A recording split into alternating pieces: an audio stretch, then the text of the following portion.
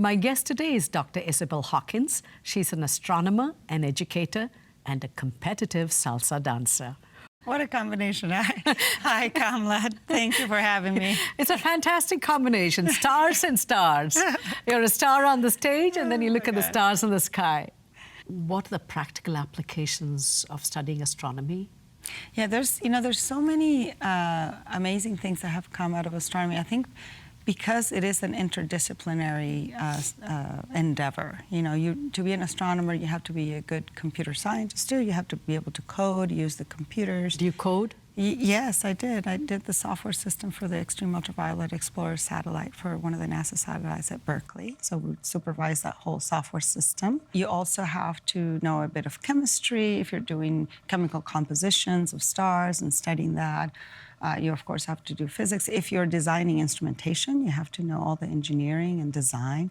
So there are many good skills that come out of being an astronomer. So if somebody out there is interested in becoming an astronomer and your parents or someone else says, you'll never get a job, that is absolutely not true. You might not get your tenure track professorship at Harvard University or whatever, if that's a goal, but because it's very difficult, there are very few of those positions. But there are so many other amazing jobs. And my favorite is to work at a science museum. So I think it gives you a variety of skills. And there are many particular technologies that have been applied to defense, for example. Like what? For example, guiding systems for like the missiles, yes, things like that. How is astronomy applied there? Well, basically, when you launch a satellite into space, you have to know where the satellite is pointed, and you have to be able to send commands to point the telescope. This is before GPS? Before GPS. Before, you have to send commands so that you can point the telescope to a particular location in the sky that you want to study.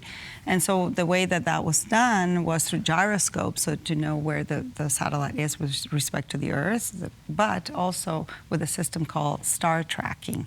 And star tracking is a way of measuring positions of many stars in the sky that are then compared to catalog positions, the positions that we have measured with great precision, and then you make adjustments, and that tells you where the telescope is pointed.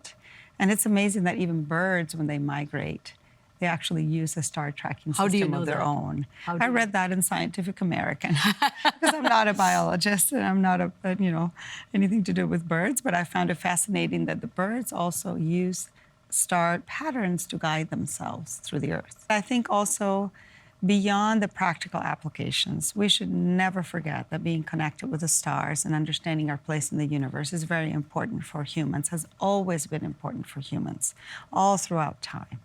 And I think it's narrow-sighted to focus just on something that can either make money or help the economy or help defense. We need to think of the greater aspirations of humankind.